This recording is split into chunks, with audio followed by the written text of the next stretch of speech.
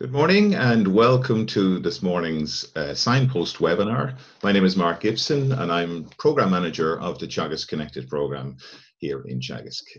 Wherever you are tuning in from, I hope you are keeping safe and well during these extraordinary times.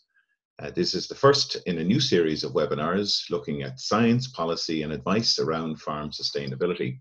The series is a result of collaboration between Teagasc, the National Rural Network, Dairy Sustainability Ireland and Food Drink Ireland SkillNet.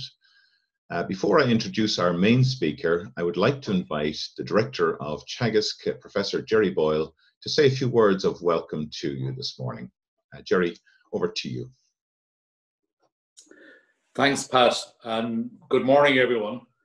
I think the first thing I want to say is that as Pat or as Mark mentioned, we're living in very strange times.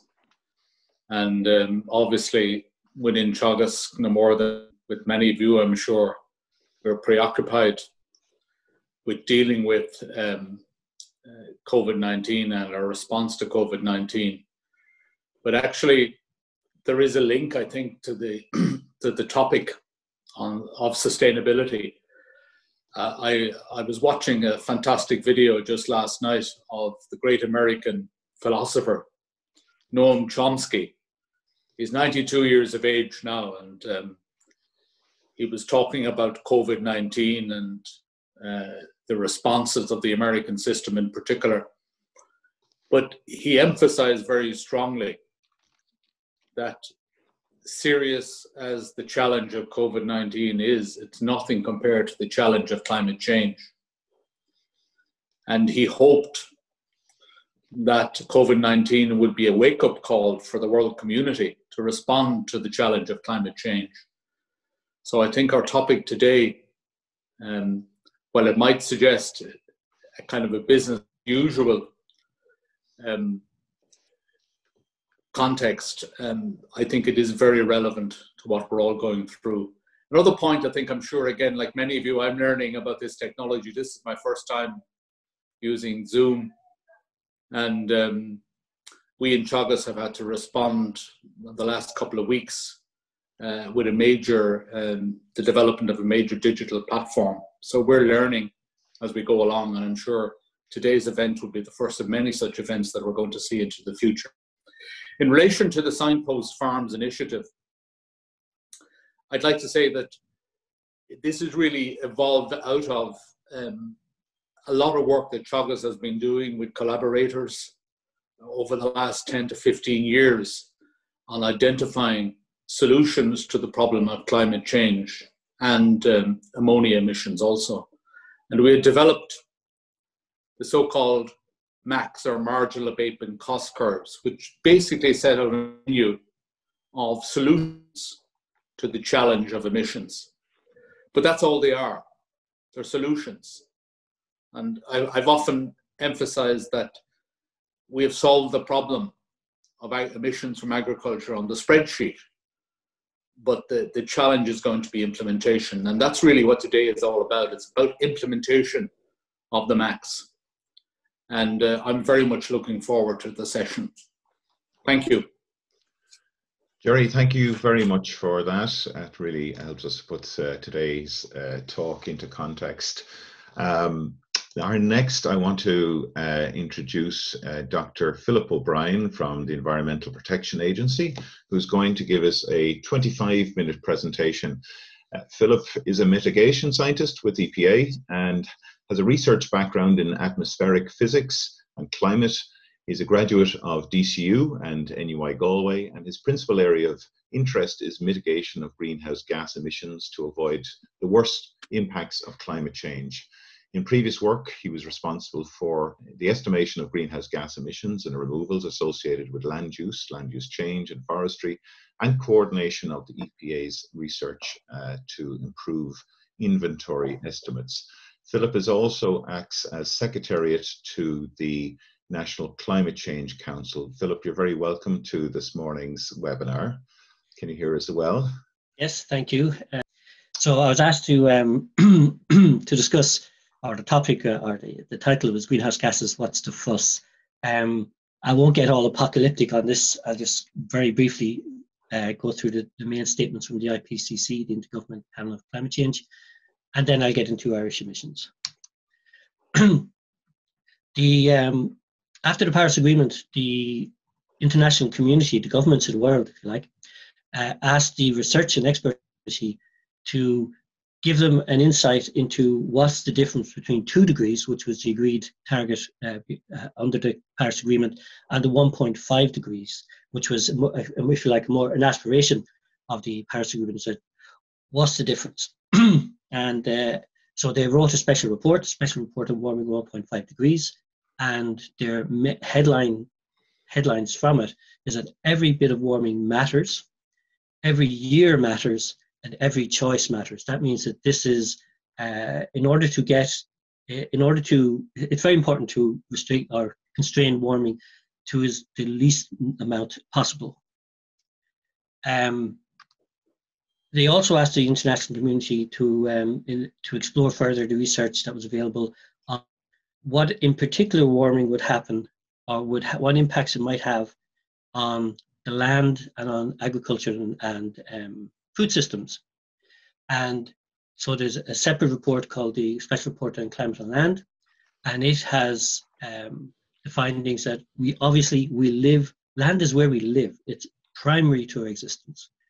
Land and land use is under growing human pressure because the human population is increasing. We need to feed them, we need to house them, and we need all the other resources that we get from the land for them. And the world's population is also becoming more wealthy as well.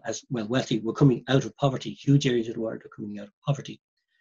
It was at pains to point out that land is part of the solution, and this is very much the argument of carbon sequestration, going to forests and afforestation, new forests, but also to the soils and so on.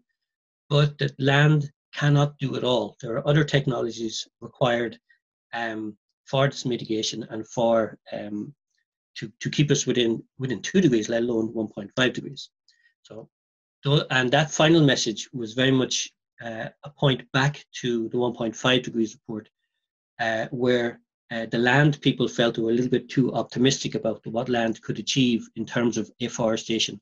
They felt that the level of afforestation required for some of the scenarios under the 1.5 to maintain the warming to 1.5 would simply demand too much agricultural land across the world.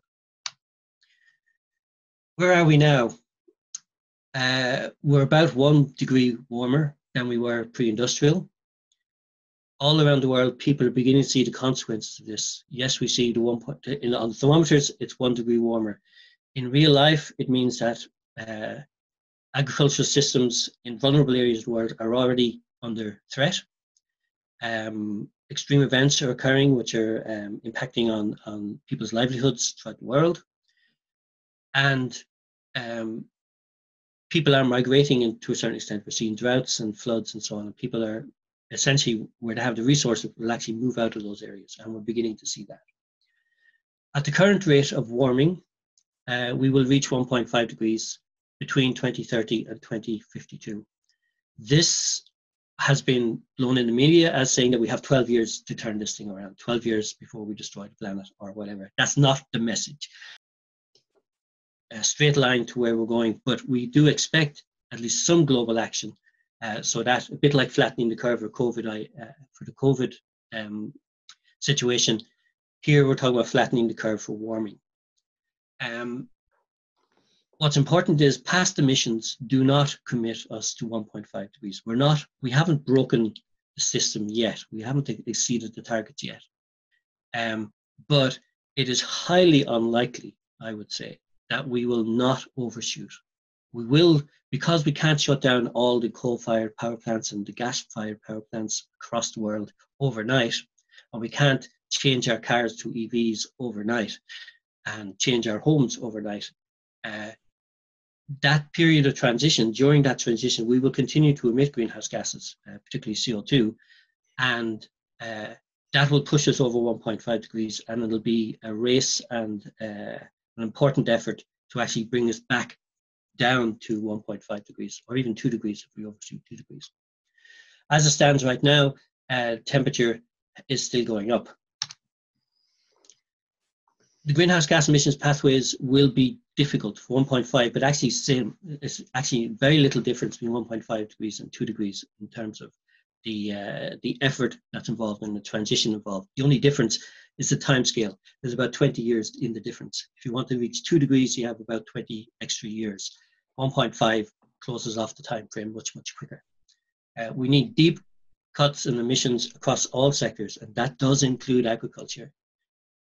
It'll involve a range of technologies, some of which we haven't even deployed yet. And it's a pleasure to be able to give this presentation.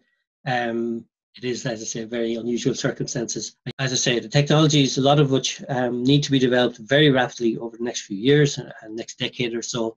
But the one technology that we do have and we know works is carbon sequestration, particularly to forests. We really know that works, and sequestration to soils, and also to a certain extent avoiding the emissions from the management of our peatlands across the world.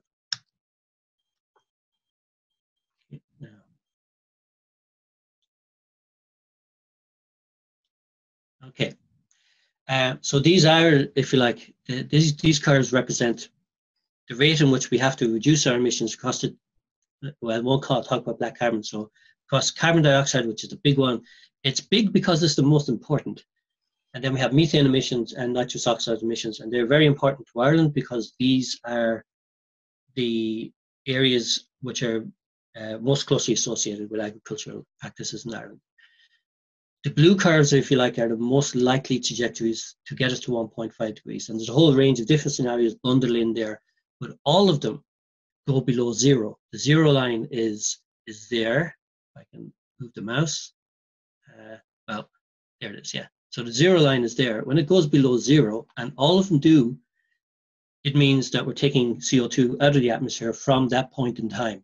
And the average is around 2050. So this is why you see at level and international levels, we're talking about net zero greenhouse gas emissions by 2050. They're really speaking to this curve, which is that we very rapidly reduce our use of fossil fuels or decarbonize them in some way with carbon capture and so on.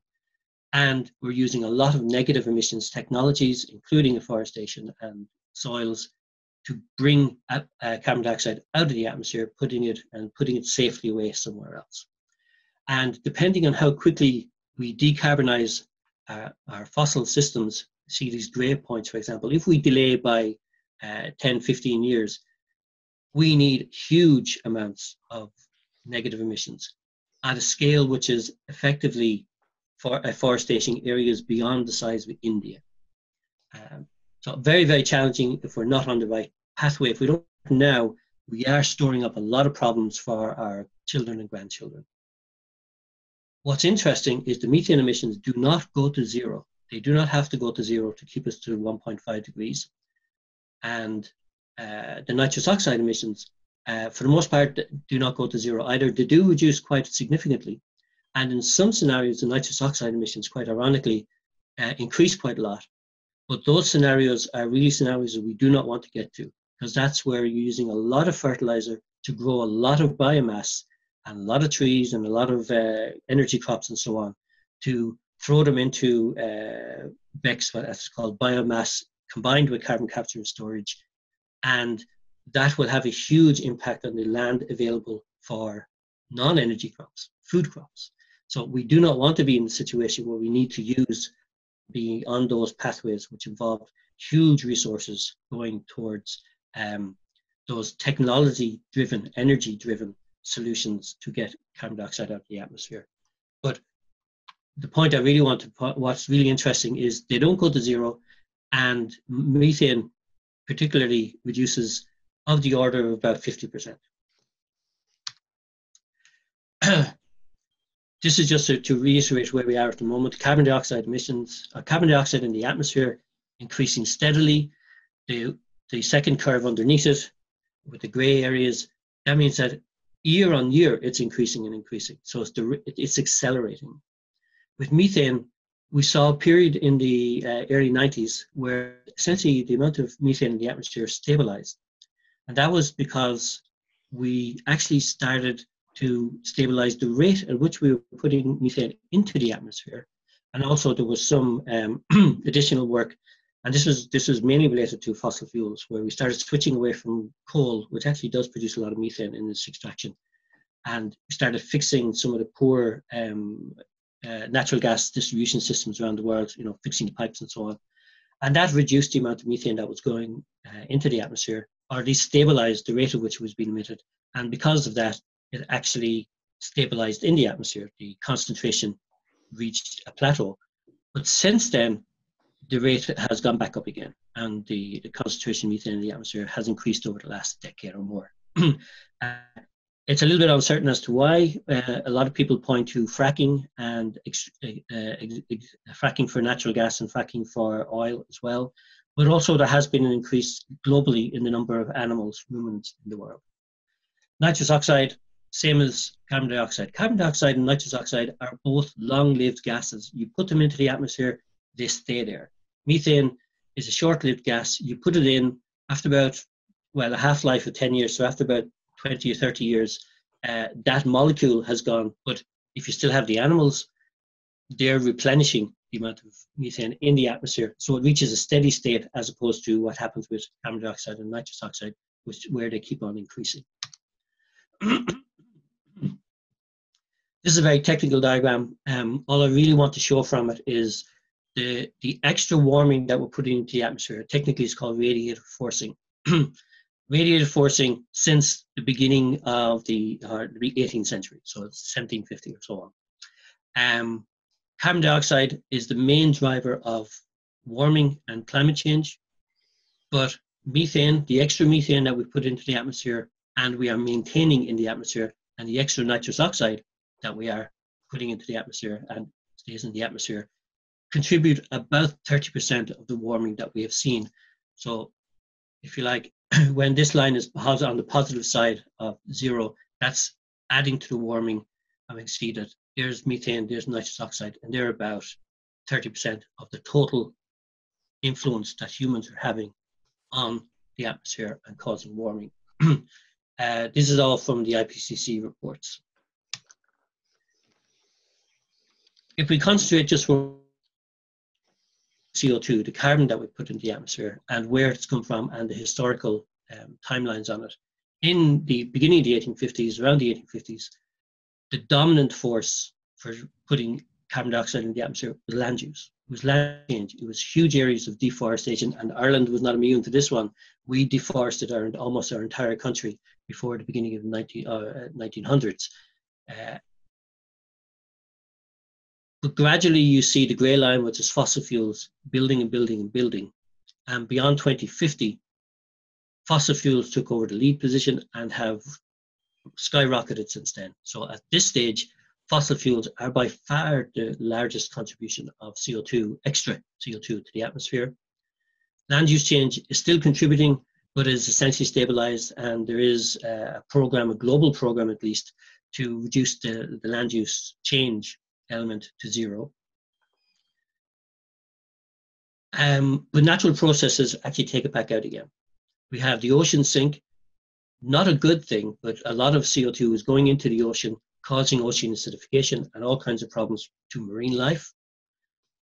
The land sink, this is often referred to as the CO2 fertilizer effect. Because there's more CO2 in the atmosphere, plants use it up more, and it has been a very significant sink of the extra CO2 that we put in. But the rest of it is staying in the atmosphere, and it stays in there as CO2. So about 55% of CO2 is taken out by the ocean and land. Sorry, 45% is taken out, and the rest stays in the atmosphere. What's interesting is currently, and it's only coincidentally, currently the land sink is approximately the same as the land use sources. So land of itself globally is more or less at balance, but everything else in the system is completely disrupted.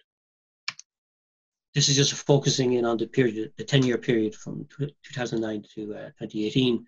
As I say, dominated by fossil fuels, 86% of it, land use 10%, putting CO2 in the atmosphere.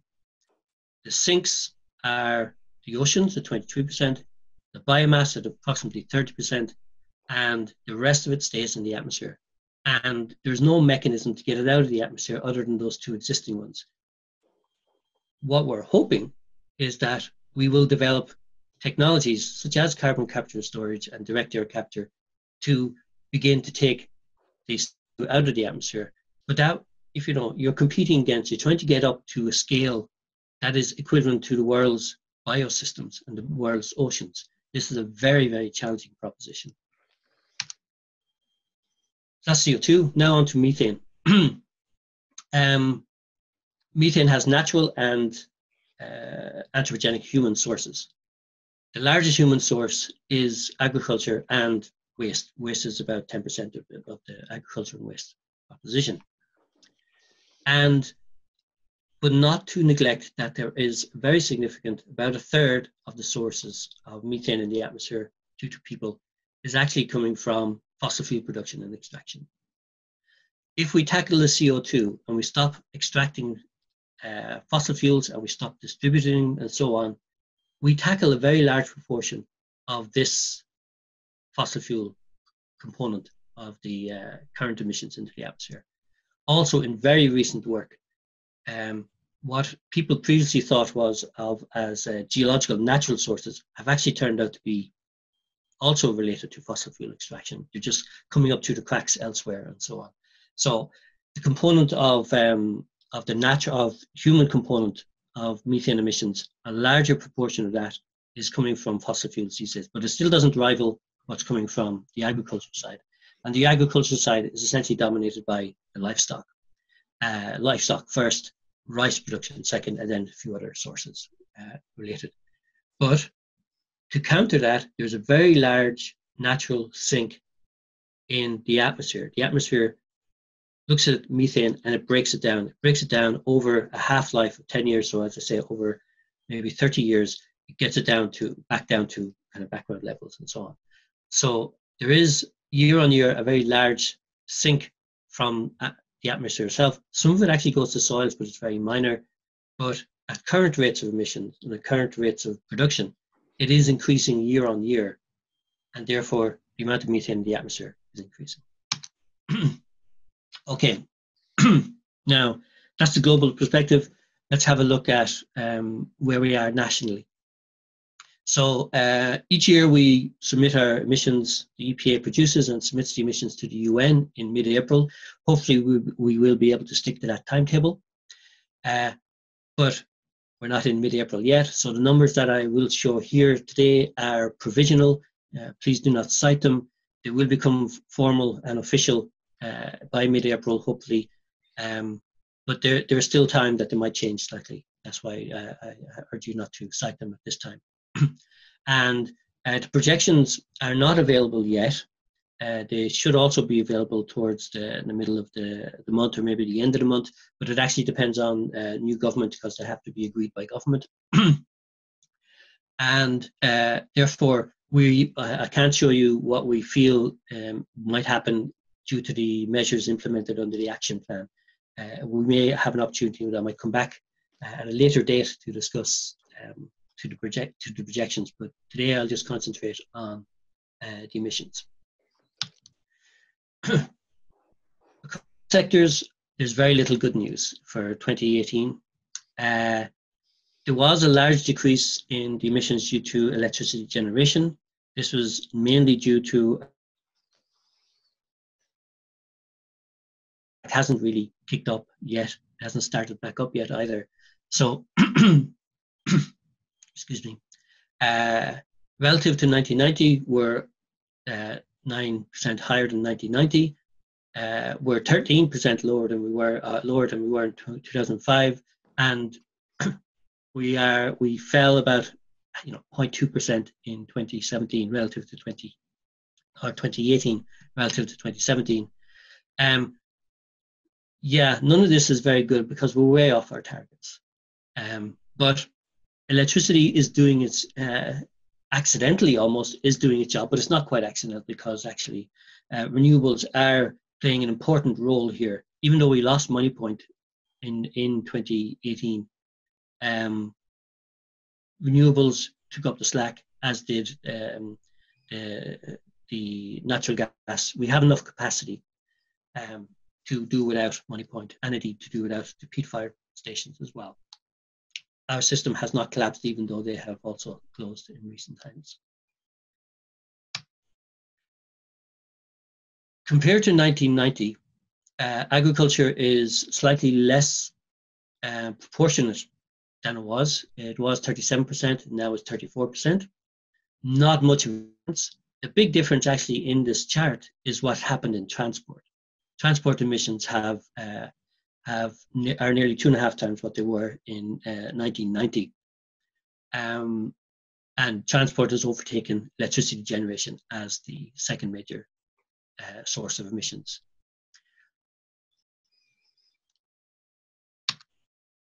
If we look at carbon dioxide by sector, energy sources 26%, they used to be higher. Transport 34%, residential 15%, agriculture 3%. It doesn't really feature that strongly in this. The amount of fossil fuel used in agriculture is not huge compared to where we use fossil fuels in the rest of our lives and the rest of our economy. However, what has been asked of us in terms of reducing our emissions out to 2050 and so on is that transport, everybody uses transport, and so does every business, and so does every sector. So transport emissions, we will have to switch to EVs, for example, for personal transport, and maybe biofuels or hybrid systems or different types of gases and so on for our freight systems. On the residential side, we will have to switch out of oil-fired central heating, coal, peat, etc., and switch over to heat pumps, for example, or in certain circumstances, we may be able to switch to biogas, biomethane, and so on. And similarly, manufacturing combustion, again, that is processing a lot of the materials that are coming out of the primary production that's happening in agriculture. So even though not directly related to agriculture, indirectly agriculture is, and the rise of rural economy is impacting on these emissions, and we're going to be asked to do a lot on it. As an aside, because I thought this was quite interesting myself, a very recent paper published on the last week in March in Nature Sustainability did a global comparison of energy systems and asking the question whether or not it was advisable or suitable to buy an EV or install a heat pump system. So electrifying your transport or electrifying your heating, your home heating. And this green area, which is quite substantial. So on the x-axis, we have the energy demand for an EV or heat pump. And on the y-axis, we have the greenhouse gas emissions associated with the electricity that is delivering the energy. The global mean is these white arrows. So this is a typical EV, and these are typically globally where we are on the global electricity generation. Ireland is the red line. So to buy an EV in Ireland, a typical EV, you will be almost certainly reduced greenhouse gas emissions, including, there's a life cycle analysis element to this, including the emissions associated with the production of that vehicle. And also bearing in mind that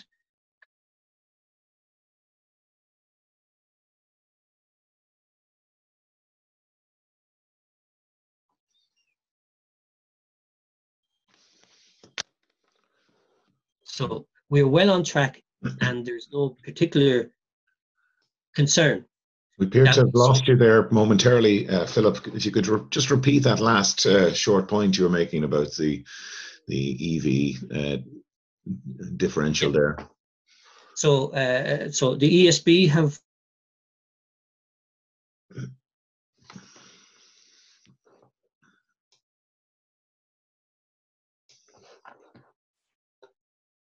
where my mouse is below 250 here by 2030. So at this stage, there is no reason to be worried when you switch from fossil fuel vehicle over to electric vehicle. Now, you may have other concerns, but in greenhouse gas emissions, it will almost certainly reduce greenhouse gas emissions in Ireland. Similarly, although it's a slightly different story, similarly, if you switch to a heat pump, you will be almost certainly reducing the amount of emissions associated with your heating. Now, these are very, you'd have to actually talk to heat pump people to understand exactly what these numbers mean on the bottom, but it's basically about the amount of energy you put in to get the heat back out again. But in both cases, switching to electrifying your transport and electrifying your heating is a good proposition in Ireland because our grid is low emissions grid. Other parts of the world, you can see those reds and so on. There are parts of the world where that is not the case. Anyway, that was an aside. Let's get back to agriculture. Where do our methane emissions come from in Ireland? 93% effectively come from agriculture. And it's the animals. It's the animals themselves, and it's the management of the manure. 93% effectively of N2O also comes from agriculture, and that is, it's a bit more complicated. It is the management of manure, it is the animals out on the field, dung and urine, and emissions associated with that, and it is the use of artificial fertilizer. And artificial fertilizer is the largest component of that. But it's only about 50%, the rest of it is the animals and manure management. As Jerry alluded to earlier, the MAC curve for mitigations of greenhouse gas emissions has a lot to say about what we can do about N2O. And those are very important measures. It's a long-lived gas, and as much as we can, we should be implementing those. We can't really talk about how Ireland is addressing our greenhouse gas emissions without looking at the EU position, because Ireland acts within the European bubble, as they call it. Ireland's response is framed by what the collective response of Europe is. And it exists, the European response has 3 pillars to it. The emissions trading scheme, that's geared at large industries. Across Europe, it's responsible for about 45% of the emissions in Europe. In Ireland, it's a little bit different. We're the lowest, probably one of the lowest countries, where only about 26% of our emissions are associated with, are entailed or covered under the emissions trading system. And it only accounts for about 100 facilities, 100 companies or factories and power stations and so on. So it's very business orientated. It's also very industry orientated. The way it works is that a certain amount of allowances are given out every year, and businesses have to bid for them, and that controls the price. So if you have a business which needs a lot of allowances, so it's going to emit a lot of CO2, it has to pay to do that. And there are others out there who don't produce a lot of emissions for the same service, so they can actually lower their price to consumers and so on. So the emissions trading system is actually very effective. It has reached its targets. It's actually overreached on its targets right across Europe. So it works. It's very controversial because it's seen as a license to pollute, but it works. And gradually, as the cap on the number of emissions or allowances reduce, the emissions across Europe are reducing in the emissions trading sector. The effort sharing decision is where we get our national targets from, and they cover agriculture, transport, small commercial enterprises, residential heat and waste, etc. Each member state has its own target. For Ireland, that target was 20% by 2020 relative to 2005. We will not reach it. We are not within, we're nowhere near it. I was going to say we're not within an ass's orbit. We're nowhere near it. 2030, our target is 30%, again, relative to 2005.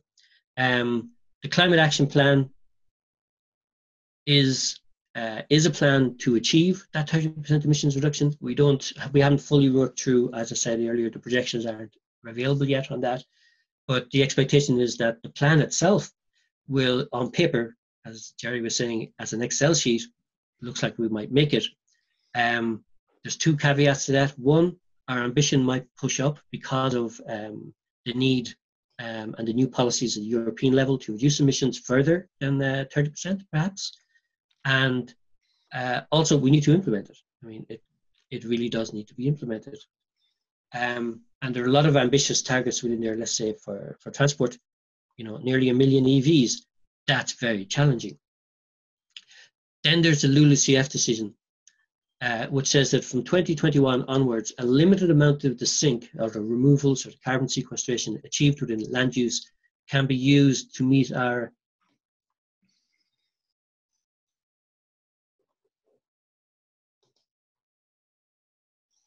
decision. After 2020, so 2021 onwards, it is the energy changing regulation. I don't know why. That's just the way things are worded in Europe.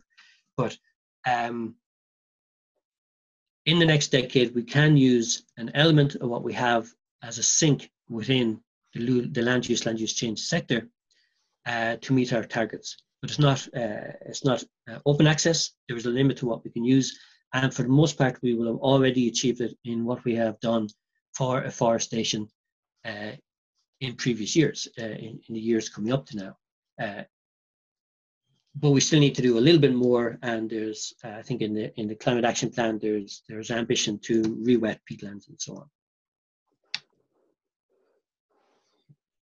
on. So these are how they break down. The emissions trading is the blue line. The orange line is the effort sharing decision. The red line is approximately our targets that we had under the emissions trading system, under the effort sharing decision. The emissions trading are down about 32%. As I said, it has worked. It's just not a large proportion of our national emissions. It hasn't worked. Our effort sharing decision, we have not met our targets. We started off underneath, and that was because of the recession, not policy, have a recession. And since 2017, we've been above our targets, and we've been accumulating more and more since then. So we're not going to reach our target, and I don't know what COVID is going to do to our emissions, but it's not going to decrease them by the best part of 20%.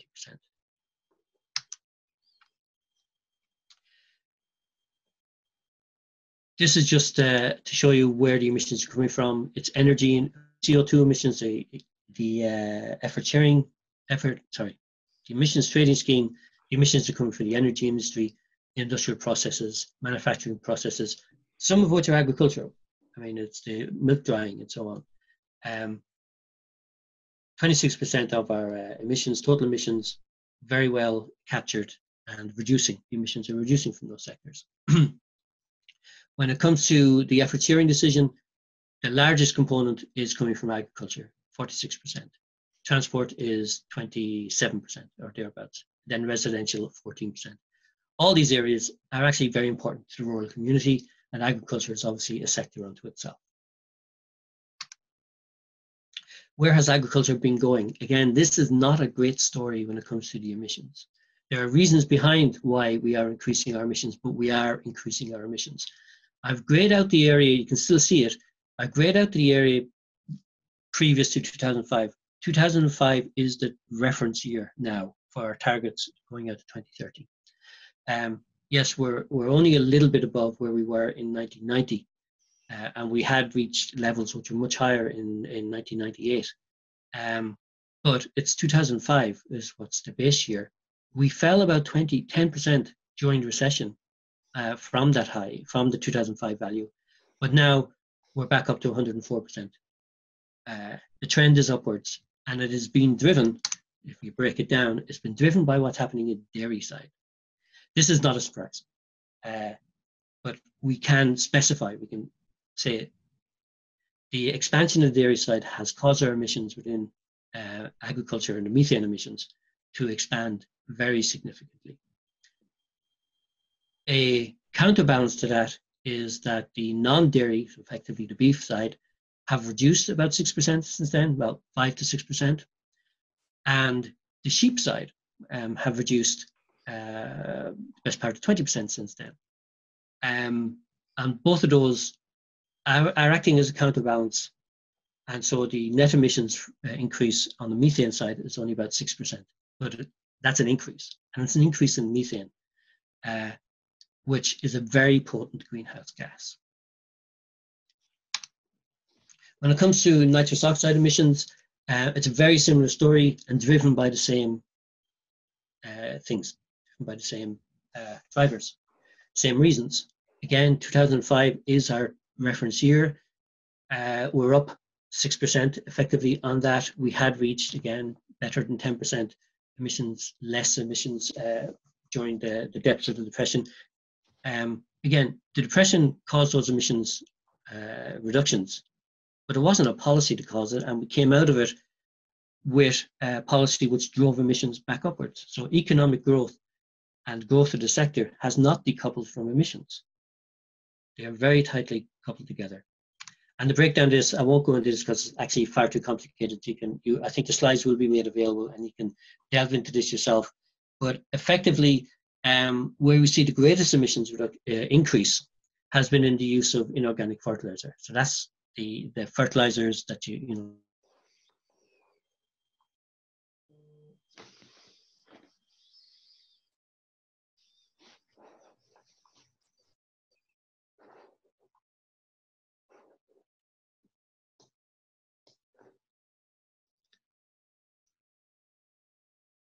No, we've appeared to have lost Philip. More. Sorry, Philip, we just lost you there for a moment. We're getting close to the end of our. Have we many slides to go, Philip? I'll be able to whiz through the rest of them, I think. Okay, great. Okay, so but anyway, inorganic fertilizer use. Again, going back to the MAC curve and the options that are available to us, there are options available in inorganic fertilizer. We can have a big impact on that emissions, on those emissions, if we implement the measures.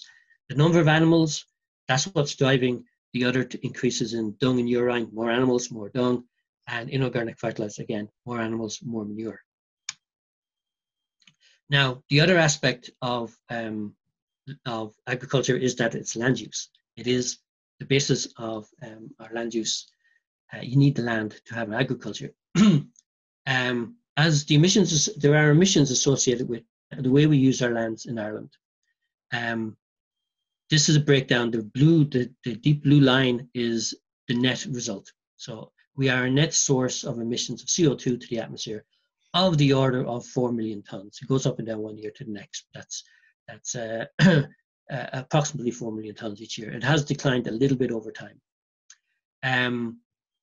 What's underneath that? We have a fairly significant sink on our afforestation. Not surprising. We also have a fairly significant sink of harvested wood products. We are using our wood, putting into products which actually last a long time, buildings, furniture, and so on. Those are our sinks. Our sources are the drainage of peatland and the drainage of organic soils, heavy soils. That results in a loss of carbon to the atmosphere, and that is what's dominating our the source of CO2 to the atmosphere from land use. The peatlands themselves are actually the blue color. That's peat extraction. So that's the one that gets most attention, if you like. It's the big extraction from Ordemona, but also people using and extracting peat for burning at home. The grassland is actually much larger, but it's based on about 300,000 hectares. About a tenth of the land of the agricultural land in Ireland is, if you like, drained organic soils, and they are losing carbon. The good news, I suppose, to a certain extent, we feel that this is probably an overestimate, but we don't have enough field information and detailed information about management to do a better estimate. We need that information, and we need cooperation of the landowners and the farmers to get that information. As we report this to the EU, and what does it mean to our 2030 targets, it's a very different thing because we're working under different rules. It's not about what's going to the atmosphere, it's what it is like relative to 2005. And relative to 2005, we're actually in a fairly good position in that we have a sink. These are just the emissions up to date. We don't get to use these in 21 to 2030 to reach our targets in 2030. All this is hypothetical. We do not account for what's happening in land use at the moment. We will be in the next decade, but the next decade is a different decade, and how we use our land will be different. But as it stands, and what we think will happen is that it will still maintain a net sink, and that's why we can use access to the LULUCF decision. Philip, could I ask you to move towards your concluding slide now, because I'd like to leave a bit of space for a few questions that we have received through the system there, if you don't mind. Thanks, Philip. Yeah, no problem. Very quickly then, we are efficient at producing milk, but the efficiency has not on the fact that we are increasing our emissions. We are efficient at producing beef, but again, the emissions have, emissions are about the same as they were, even though we are more efficient at producing. I won't go into national policy positions then. Suffice to say, it is going to change, and it's going to be more towards just net CO2 emissions, net all greenhouse gas emissions. So we will have to offset anything we are emitting. We will have to offset. So if we have a large source in agriculture, we will have to deploy carbon sequestration in a major way, and also other technologies such as carbon capture and storage and so on, in order to balance down to zero. And I won't go into this, is just some food for thought there. In conclusion then, Ireland is not on track to meet its 2020 targets. We might be on track to a 2030, but we have to implement what's in the action plan.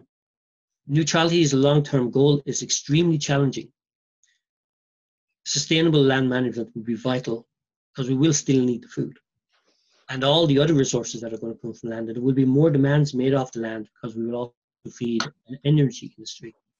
But we need more detailed activity data to demonstrate the impact of good practice. So if there is carbon sequestration going on the grasslands and the hedgerows and the forests, we need the activity data, which is the management data, to demonstrate it.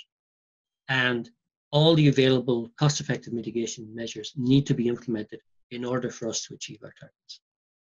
And that's it. Thank you very much, Philip. That's a really comprehensive presentation, and lots and lots of questions coming through. Just before we get to the questions, if people have questions, you can use your Q&A tab at the bottom of your screen, or the top of your screen.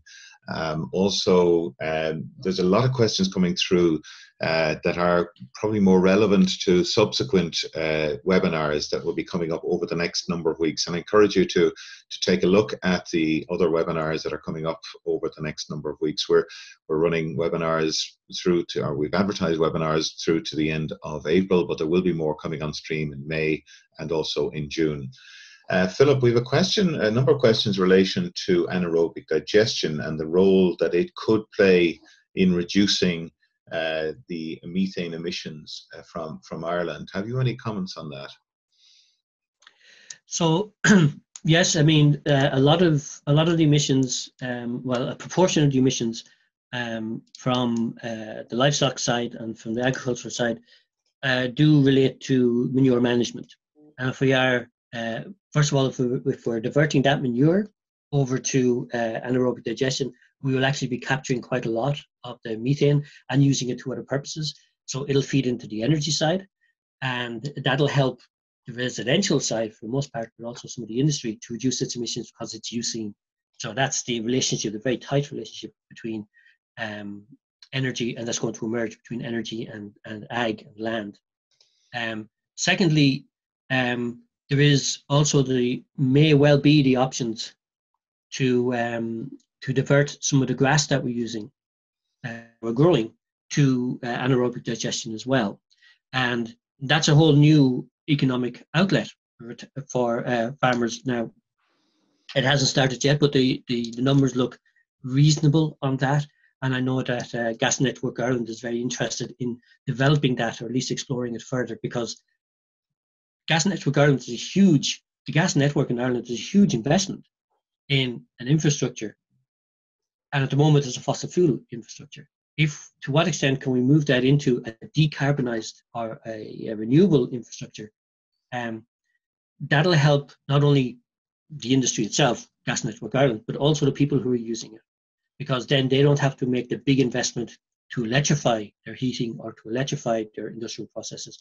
They can still maintain with gas technologies, but that gas that's being delivered is a decarbonized gas. There was a point you made, Philip, there, and you kind of made it quite quickly, about the emissions being the same in the beef sector. However, there's been huge efficiency gains made in that particular sector. And I think that story isn't always told. I mean, likewise with the dairy sector, there has been huge efficiency gains in terms of the emissions per unit of product. But of course, the question still comes back. I mean, are we looking at a reduction in herd size? I mean, this is the question that is always posed in these sorts of debates. It's a very difficult question to get a definitive kind of point of view on. I mean, the dairy side has expanded enormously. In certain areas, it may be that the dairy side is also reaching the constraints for other environmental constraints, such as on the ammonia side, as Jerry mentioned, but also the water and the nitrate side. So to the extent to which we have intensified our use of land and the associated pollution and also greenhouse gases associated with it, to ramp up production. There are limits to that, and in certain parts of the country, in certain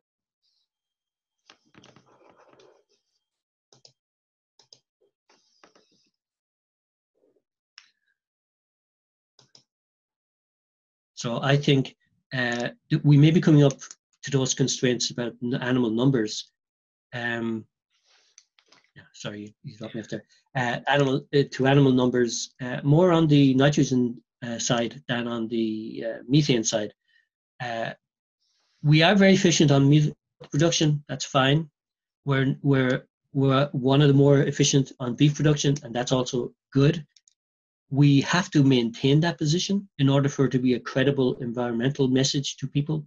And if people come and looking to Ireland and say, well, what are your greenhouse gas emissions? Or what are you doing to your water? Or what are you doing to the air? And we say, well, we're very efficient. No, it's about what you're doing. People are looking for real integrity as regards what's happening to the products that they are consuming. So maybe the market response as well to how we produce our food will become much more important. Will it mean a reduction in the animals? This is where the other enterprise options, if you are growing grass for anaerobic digestion, and that's giving you a better return than having a few beef animals out on the same field, you'll go with growing grass. You're still doing the same thing, except you don't have the animals. You're growing the grass. That might be an option, not your entire farm, but part of your farm, part of what you're growing goes to a different buyer, essentially. Philip, you mentioned about collecting data on land use. What are the plans there, or how is that plan to be achieved? Well, a lot of this will fall on the responsibility of the department itself. Obviously, the research and data people and the analysis will come from people such as Teagasc and others. But the actual collection of the data, I think we will see a lot more of the reform of the CAP, the Common Agricultural Policy, looking towards what's called output-based monitoring and auditing. So basically, that information will be coming through as a requirement of your payments, essentially. Maybe not your basic payments, but for when you're involved in schemes and so on. I just want to take this opportunity to thank Philip for taking the time to join us here today. Philip's presentation, it will be available after today's webinar, and also we have made a recording of today's webinar which will be circulated. I also want to draw your attention to a service that Teagasc is launching. It's called the Teagasc ConnetEd digital program, and it's available at teagasc.ie/connected. And if you click on join today, you just fill out your details, and we will be issuing a monthly newsletter which will be available, giving updates on latest developments in Teagasc and publications and so on and so forth coming through from Teagasc. So please do take a look at that. With that, I want to again thank our partners, National Rural Network, Dairy Sustainability Ireland, and also Food Drink Ireland as well for their partnership on this project. And thank you for taking the time to join us today. Please do look up at the other webinars that are coming up over the next number of weeks, and we'll be, as I said, posting further updates of webinars taking place during May and June. With that, thanks all from Teagasc, and we will talk to you again in next week. Thank you.